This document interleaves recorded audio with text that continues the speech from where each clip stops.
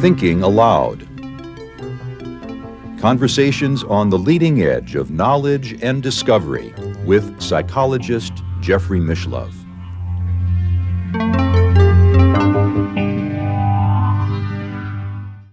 Hello and welcome. I'm Jeffrey Mishlove. Today, we'll be exploring afterlife geography. My guest is Gregory Shushan.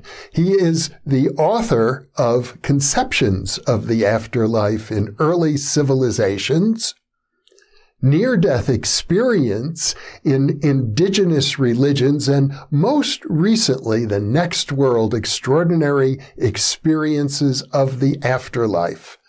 We're here in my studio in Albuquerque because Gregory lives nearby in Santa Fe, New Mexico.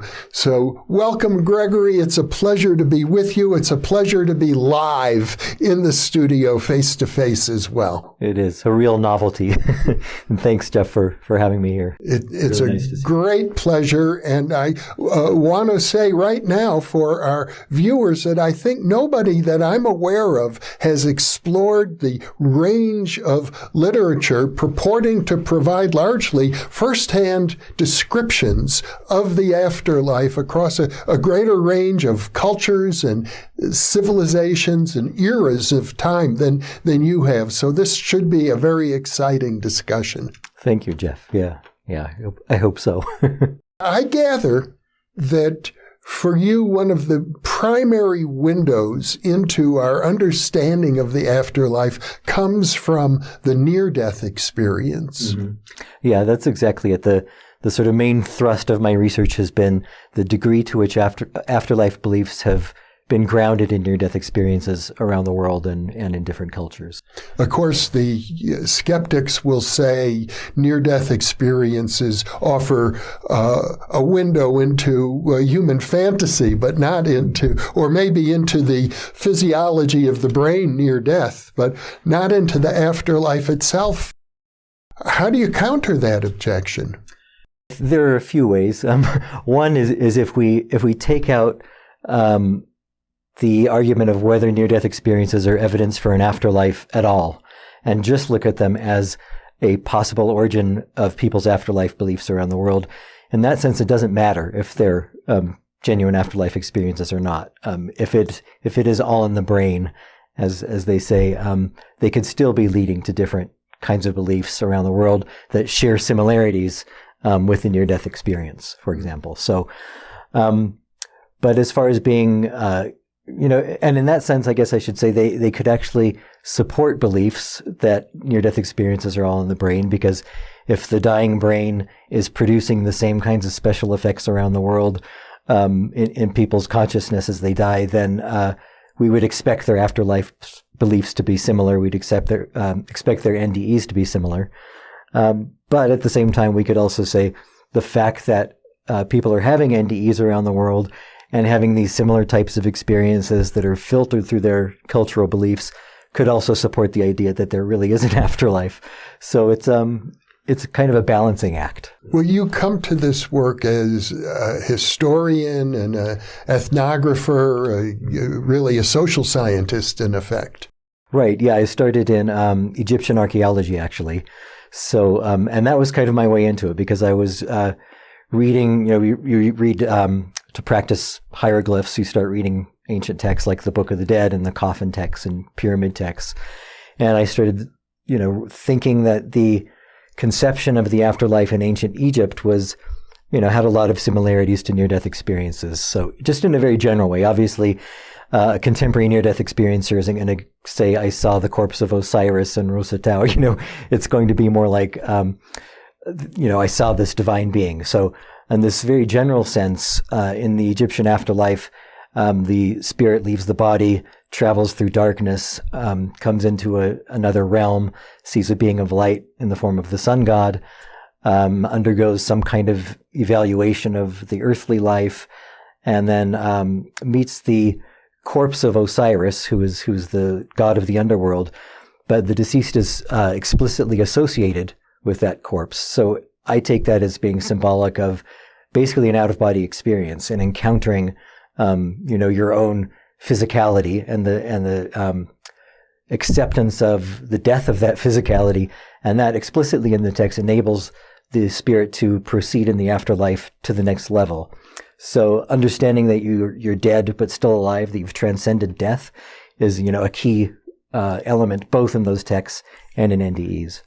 Well, it must be the case that no culture has been more focused on the nature of the afterlife than the ancient Egyptians. Yeah, that's probably fair to say. But the thing is, because the uses to which writing were put at the time, we don't have any personal narratives of, a particular person died, went to the afterlife, and came back and told us this information. They just didn't have personal narratives. They barely even had, literary stories. There's 5 or 6. Most of it is really religious text describing the afterlife and ritual behaviors, or it's, accounting and state texts and state propaganda and things like that. So some of it is, it's a little speculative to say their afterlife beliefs were based on near-death experiences, just based on those similarities.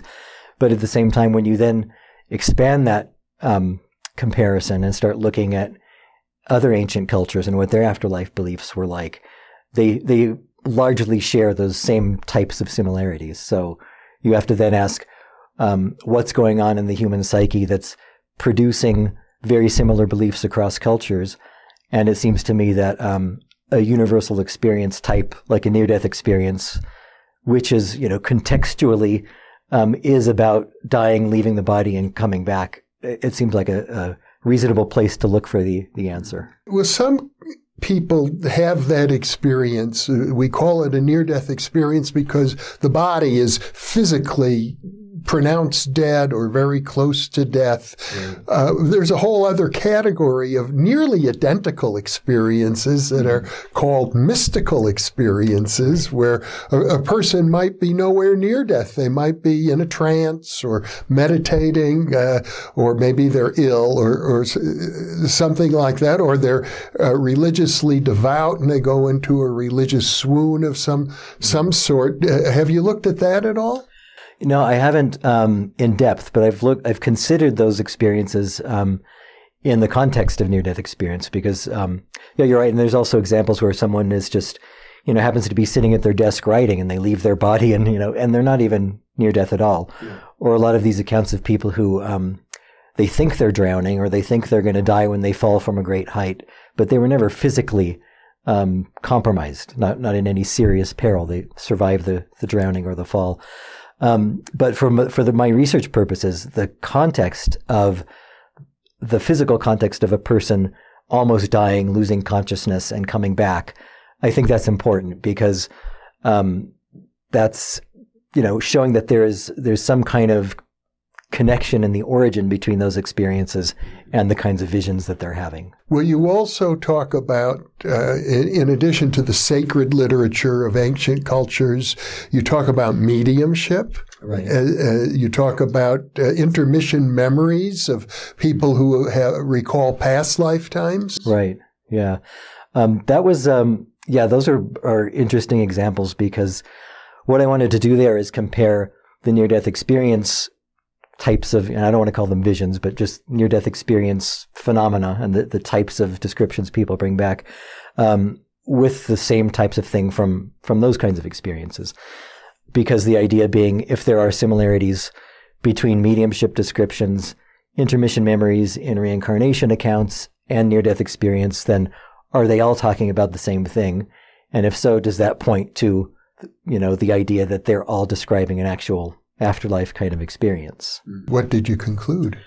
That's a good question. I concluded that, for one thing, they do share a lot of those similarities, but to varying degrees. So, for example, the intermission memories, and I guess I should explain a little bit more in depth. This is when a child remembers a past life, but they don't just remember the personality of the past life. They remember the death of that personality and then the process of coming into the new body and the new personality. And that corresponds to the near-death experience in the sense that they often will remember things like the mode of their death, if they were, hit by a car or died of a disease, whatever. And they left the body, and they'll remember leaving the body and seeing their corpse sometimes at their own funeral, about to be buried or whatever. And they remember seeing a being of light going through darkness, all these kinds of very typical near-death experience elements.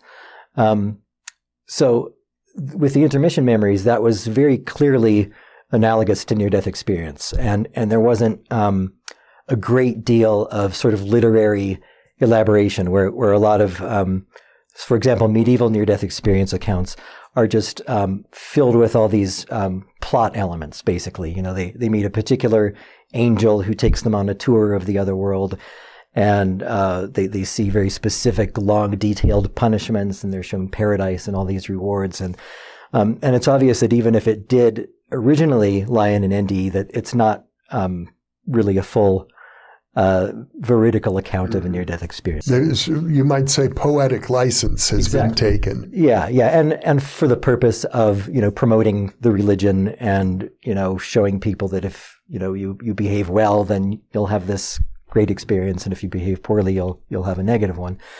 So yeah, there was with the intermission memories, there was not a lot of cultural elaboration and literary elaboration. Whereas with the mediumship accounts, there was. The mediumship accounts were almost more like the medieval ones or something.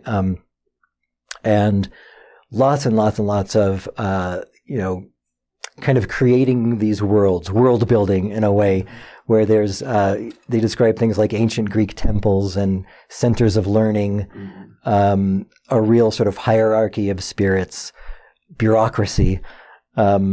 It's not really a sort of ineffable, mystical type of experience. It's like a mirror image of this world. And that's taken to a real extreme in some of the Victorian and Edwardian accounts, where they literally talk about, this earth is the sort of lower level. And because most of this was from England, it's all about, put it in English context. So they would say, this is the lowly level of England. And then above it, in the spiritual realm, there's a more rarefied England, and then above that, there's a yet more rarefied. So you get to 7 levels of, these increasingly idealized Englands. And because of the cultural context of the time, there are also, unfortunately, there's a lot of racist remarks. So they say things like, black people live in their own segregated environment because they wouldn't be happy in a white man sort of atmosphere. And various kinds of classist sort of remarks. Servants are not ready to be emancipated, so therefore they still are our servants in the other world because they're happy doing it. So it's this kind of preserving the status quo of Victorian England, but making it better. This stuff doesn't really happen in near-death experience accounts. I didn't really find it in the intermission memory accounts. So whether that's a case of the medium's mind filtering it, or problems with communication. They kind of come up with all these possibilities from in the psychical research of the time of why there's these kind of strange descriptions of the afterlife. Also things like Sir Walter Scott said that there's monkeys living in the sun. Just patently absurd, but also interesting kind of descriptions. So those need to be explained, obviously, in a cultural, psychological sort of way. But when you strip it all away, they're still leaving the body, going through a realm of darkness, coming to a realm of light, spiritual beings. So I think it's interesting in the sense they seem to be more culturally rooted than the other kinds of phenomena. Now, I know you spent a fair amount of time describing one of my favorite books, actually, The Road to Immortality, which was ostensibly dictated by the deceased Frederick Myers, the author of Human Personality and Its Survival After Bodily Death, some 30 years after he died, to an automatic writer named Geraldine Cummins. You spent a lot of time on it, and I think one of the reasons you did is because psychical researchers such as Sir Oliver Lodge, the great physicist, took that book quite seriously. Yeah, they did on the one hand, but then sometimes on their, in the SPR reports, they would leave out all of those descriptions because I think they recognized that they would need to grapple with the inconsistencies and the logical absurdities and all that sort of thing. So they kept them in separate book publications that were not necessarily, rigorous research accounts. Mm-hmm. So that in itself, I think, is quite interesting. Even the scientists of the day saw a distinction between the veridical evidence they were claiming to get and these descriptions of afterlife realms.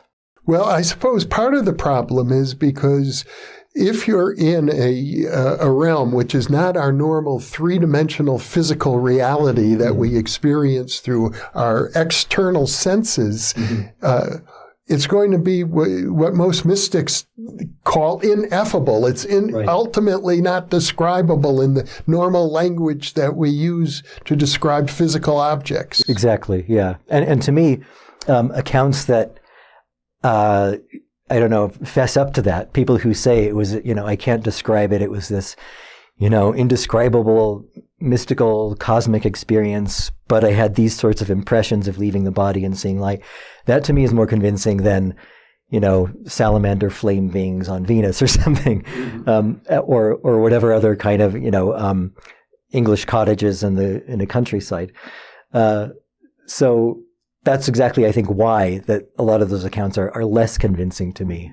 You talked about the 7 levels, and that comes up in The Road to Immortality. It comes up in other accounts as well. It seems there might be something to it.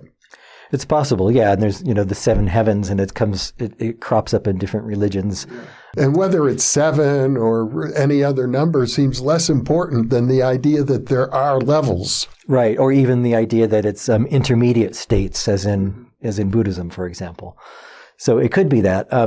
It's just that, and another problem, I guess, is with near-death experiences, people who have NDEs, they only go to a certain barrier. Right. So it's normally considered the early stages of the afterlife. Right. So comparisons to NDEs reach that kind of limit, the same limit that the near-death experiencers reach, because they're not going to go through all these different levels if such levels actually exist. Mm-hmm. So, going back to the ancient Egyptians, and perhaps you find the same thing amongst the Sumerians and other very early cultures, I'm not sure, but it seems pretty clear to me that the ancient Egyptians had many different words for what we sometimes think of as the soul, and the idea that different parts of the psyche or personality get split apart and they have different destinies in the afterlife. Right. Yeah. And there's the name and the shadow and the Ba and the Ka, and one of them is the life force and one of them is the personality. Yeah, and they do have different destinations, but it seems that the closest to what we would consider the consciousness or the soul that would survive in a, aware, conscious, lucid state would be the Ba. So, and that's the one that's sort of described as having the types of afterlife experiences I described, such as meeting Osiris and all that. Another unusual feature that I found in, I'm going to say Myers' book, the Myers-Cummins book, The Road to Immortality, is the idea that at some level, I forget which one, it is that you encounter the group soul. You realize that you're united at the soul level with perhaps as many as 1,000 other people. Yeah, that's interesting because that's an idea that's found in Mahayana Buddhism, the idea of a mind-dependent afterlife where basically the consciousness exists and it's creating this other environment together with the souls of other conscious beings. Mm-hmm. And then that also is, there was a philosopher from Oxford, H.H. Price, who in the 1950s wrote a really interesting paper about that. And to his way of thinking, that was the most reasonable way of explaining afterlife beliefs and just conceiving of what an afterlife could possibly be like. And he actually referenced some of the psychical research and mediumship studies, so, noting that they got to the same kind of conclusion that he did. Mm-hmm. Well, it's interesting because my own dissertation advisor at Berkeley, Michael Scriven, studied with Price at Oxford. Yes. And if I remember correctly, Price also suggested, I think it was Price who suggested that the afterlife is very much akin to the dream world. Right. Yeah. And they didn't have the concept of lucid dreaming back then, at least not in that term. Just like with near-death experience, they've existed since the beginning of history, but they weren't known as near-death experience until Raymond Moody in 1975. So lucid dreaming didn't become like a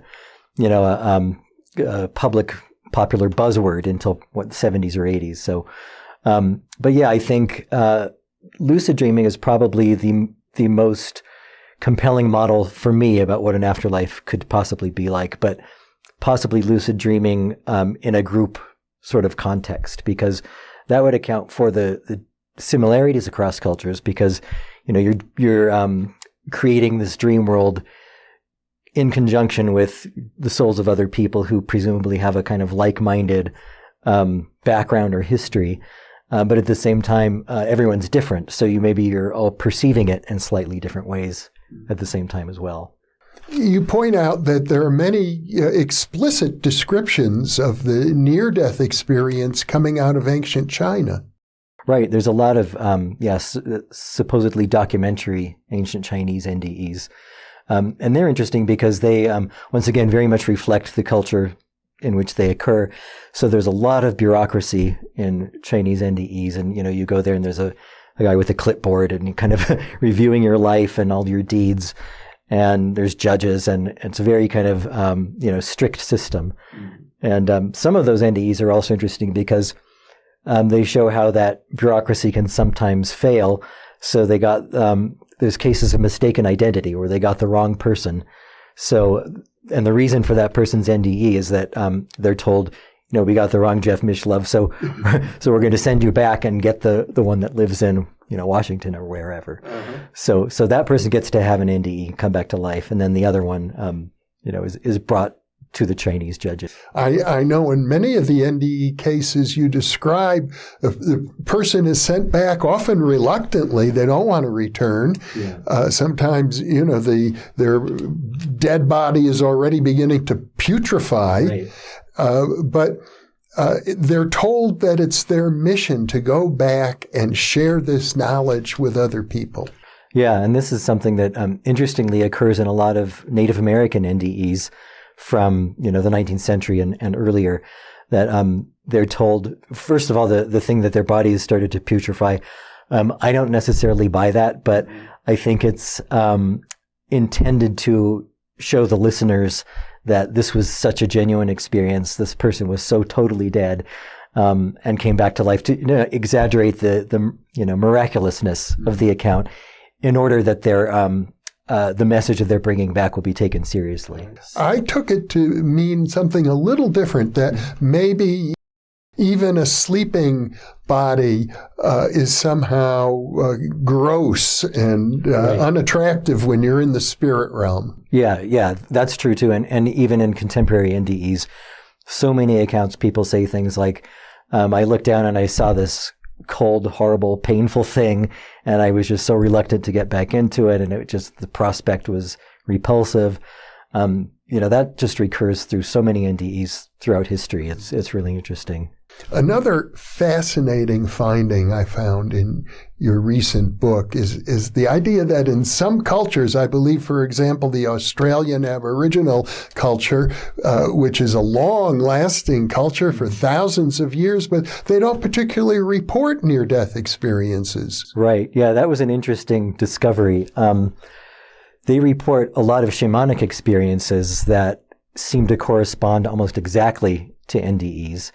To the extent that I started wondering, maybe the reason they're not reporting NDEs is because they're reporting them as shamanic experiences. And the fact that the person had that experience, they basically become a shaman by virtue of it. So it's kind of, I think it's probably the same kind of experience, but they're recontextualizing it as as shamanism rather than this spontaneous phenomena that happens. In other words, the shaman participates in a ritual of some sort and then visits the underworld or the higher worlds. Right, but possibly the first time that happened, it might have been spontaneous, mm-hmm. and because of that, and they come back then and tell of the experience, then they're considered to be a shaman, and that's possibly what, accounts for that lack of documentary NDEs. Well, I also got the impression from your book that in the cultures that don't emphasize the NDE, what they do emphasize is a sense of possession, where the spirits come here. We don't have to go there because they come here in various ritual forms and possess the shamans. Yeah, or they're just kind of living near the village in the woods or whatever.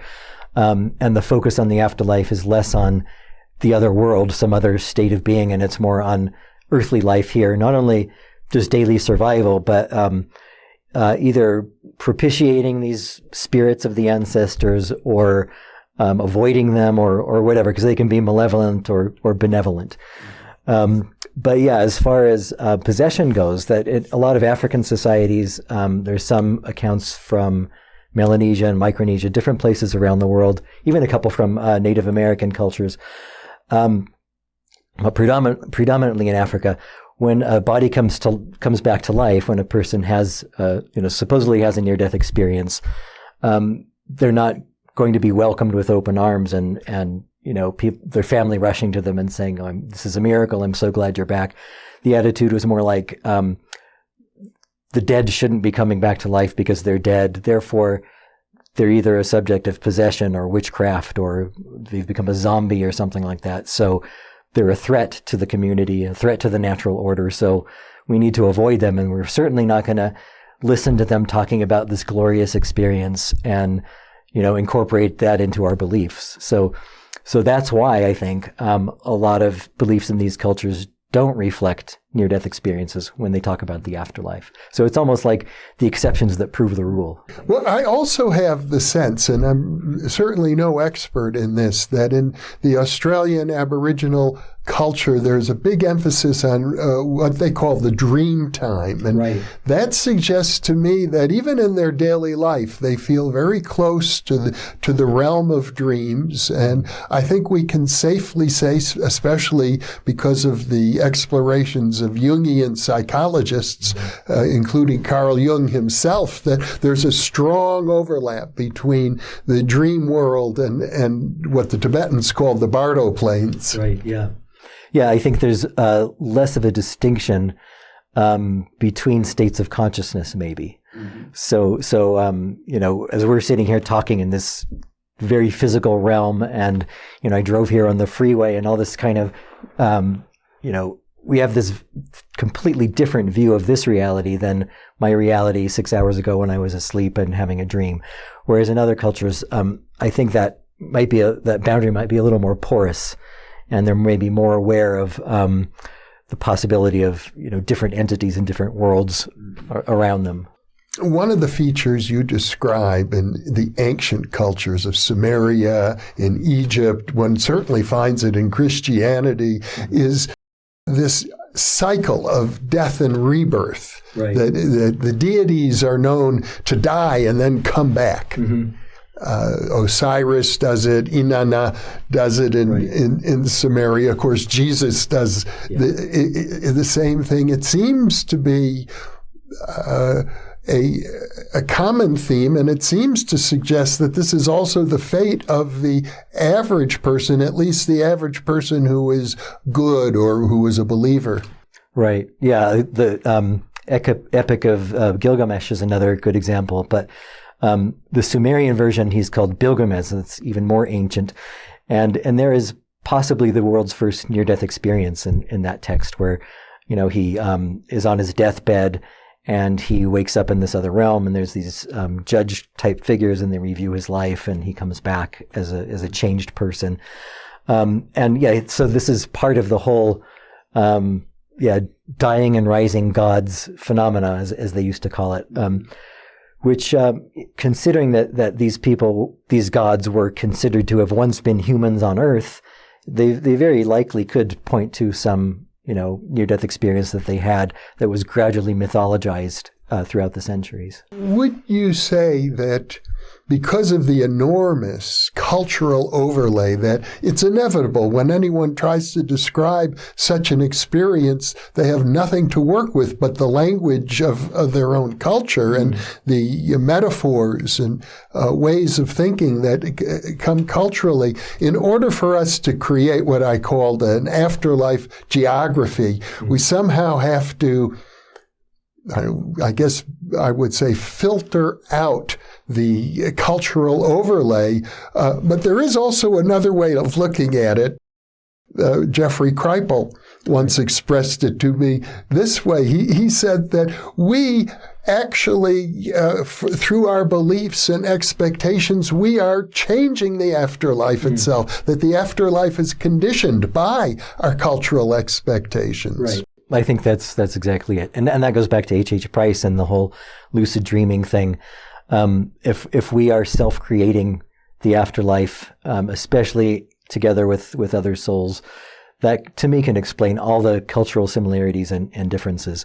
Because, going back to the earliest days of near-death studies, there's been this kind of quest to find the common core that all near-death experiences share. And that quest has proven to be fruitless because no two near-death experiences are exactly alike.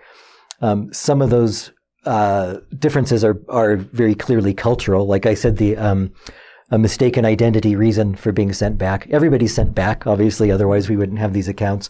But the reason for being sent back is cultural. So whether those people in Asia are actually cases of mistaken identity, and that's the reason they're sent back, and people in the West are more often because they have some, or Native Americans because they have some purpose to fulfill.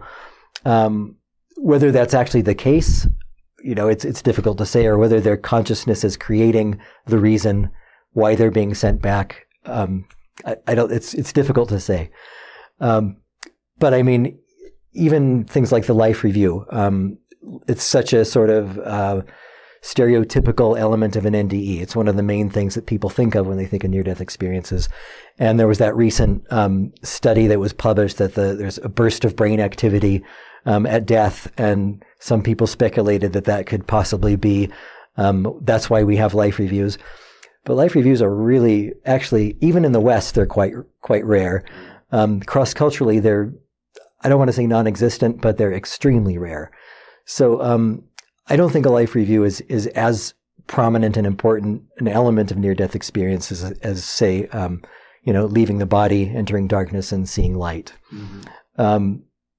But having said that, even those elements you're not going to find in every single NDE. Part of the problem is a lot of people don't describe leaving the body and seeing the body lying there. They will just say, I died and I was in another world. That doesn't mean they didn't have the out-of-body experience. It just means they didn't report it, possibly. I would assume that the exploration that we're talking about here, what we can learn about the afterlife, is probably in some ways akin to people 600-700 years ago exploring the new continents. Mm-hmm. Europeans discovering North and South America. Right. These continents are vast. Yeah. And if you look at the accounts of the various explorers, yes, there are some similarities, but the ones who explored the northern regions are going to be very different from the ones who were exploring around the equator, and the people they encountered were very different, and the lifestyles of the people they encountered were very different. Right. Yeah, I ran across a quote the other day from somebody who sort of in the 19th century, and they imagined what the Arctic Circle might be like, and it was this paradise realm of green trees, and so it just it's a lot of imaginative overlay onto these kinds of speculations. But I think that's true, and it's telling that even after all this time, throughout the whole history of science, they still don't understand fully about consciousness. So let alone what happens to it after we die and what an afterlife could be like or anything else. So in a way, it's, and given the, the first word that came to mind is hostility, and that probably actually is an accurate word, that mainstream science, I even want to say certain areas of mainstream science have towards anything that has to do with the afterlife or anything seen as paranormal or spiritual.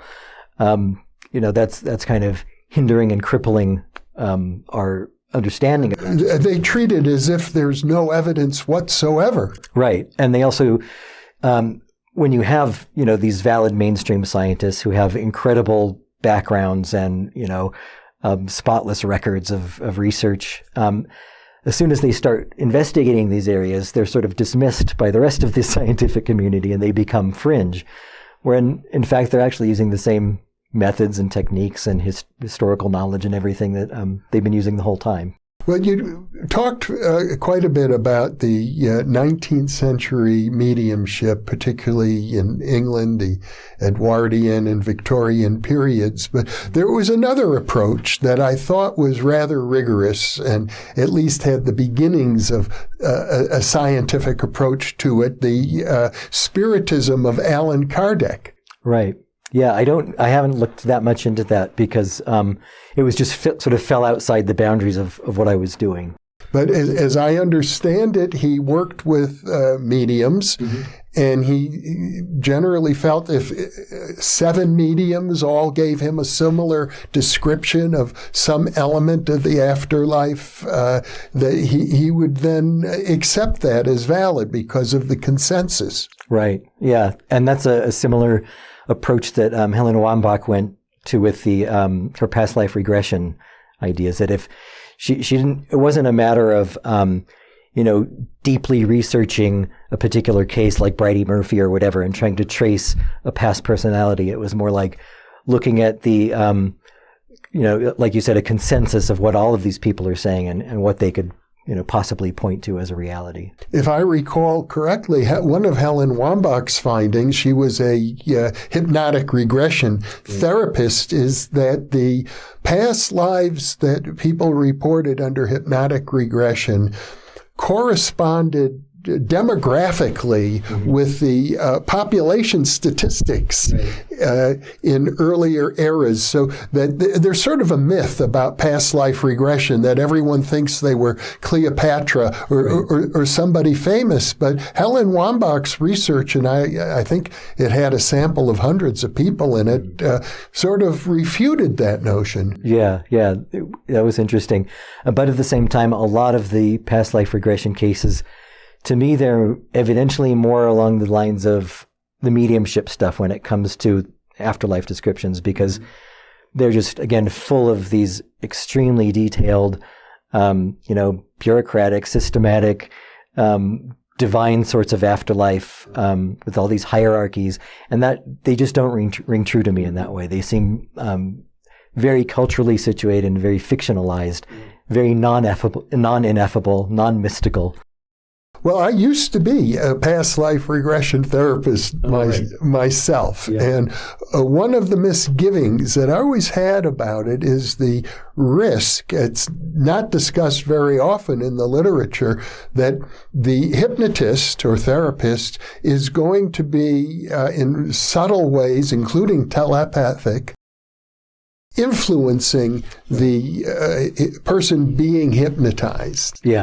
Yeah, and they say that with mediumship studies as well, that there's the experimenter effect, that the researcher is always going to be sort of corrupting the data. And you can do that through very subtle things like just, facial gestures you might not even be conscious of, subtle signals. But I do think in a context where you're putting somebody into a hypnotic trance, that the possibility of telepathic exchange is pretty high. Yeah, that's very possibly the case. And, that's all over once again, the mediumship studies. Then they would talk about the sort of contamination, and also of the control in the afterlife, their personality leaking through the medium together with the medium's personality. So it's really difficult to disentangle that stuff, I think. And to me, what's really important about that is I think the spontaneous reincarnation cases, the children who remember past lives, and near-death experiences are the two most evidential categories from afterlife research. I think Ian Stevenson's work on reincarnation and just a lot of the NDE studies, I think it's the most compelling of all that evidence for the afterlife.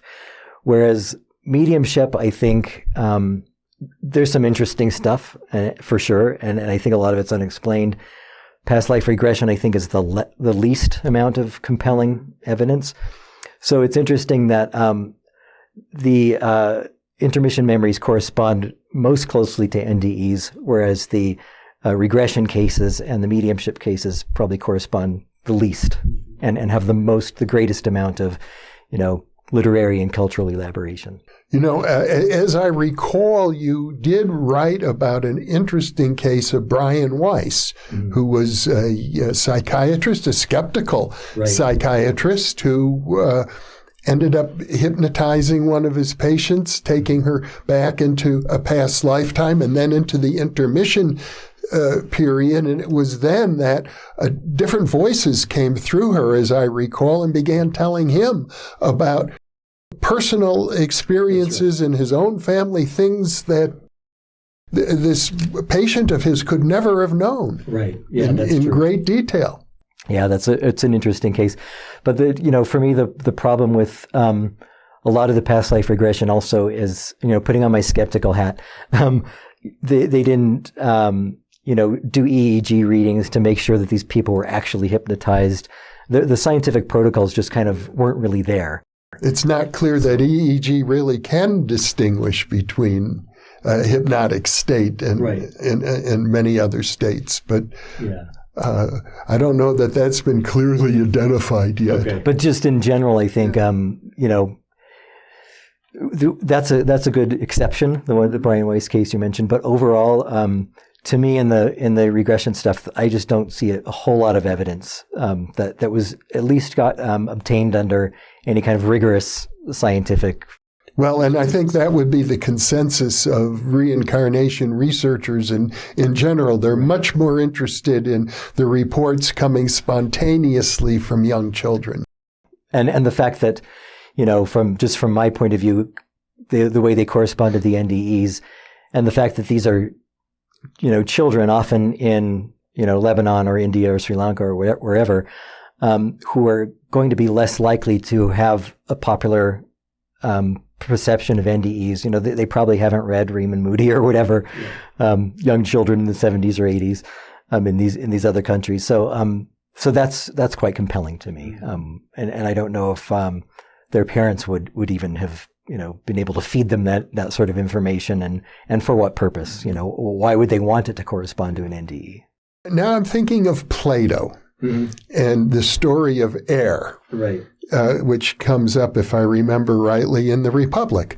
And it's a detailed account of a past life experience. I think Plato uses it to draw moral lessons from it, which probably taints it. But you also suggest, I think, that although we think of the ancient Greeks as the founders of Western civilization, in some sense they're latecomers to the story of civilization, that the ancient Greeks were probably influenced by both the Sumerians and the Egyptians. That's an interesting example, because that's very much, to me, the myth of air, more like almost a medieval European otherworld journey type experience, because it's so full of cultural elements. He's got the Furies in there, and there's a reference to Orpheus, and so I don't think that that's necessarily a verbatim legitimate NDE, but I think it could very likely have been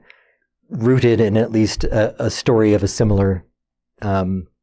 Either there was a soldier named Air who had an NDE, and Plato just riffed on it, or they obviously knew about NDEs, and there's quite a few other Greek and Roman examples of NDEs as well. There certainly are, but I guess your feeling is that the most reliable reports come from the oldest cultures where there was no prior precedent. I wouldn't say necessarily the most reliable, because I wouldn't dismiss, even somebody who has, if you or I had an NDE, I wouldn't dismiss it just because we happen to know about them. But just as far as the research protocol of trying to make sure that, with the indigenous cultures, for example, I tried to focus on eras when there was the least amount of Christian influence or Muslim influence, depending on the area of the world. Or with the 5 civilizations I chose for my first book, I wanted to make sure that they were all independent of each other. So, contrary to what ancient alien theorists believe, there's no connection at all between the ancient Mayans and Aztecs and the ancient Egyptians, just because they built pyramids.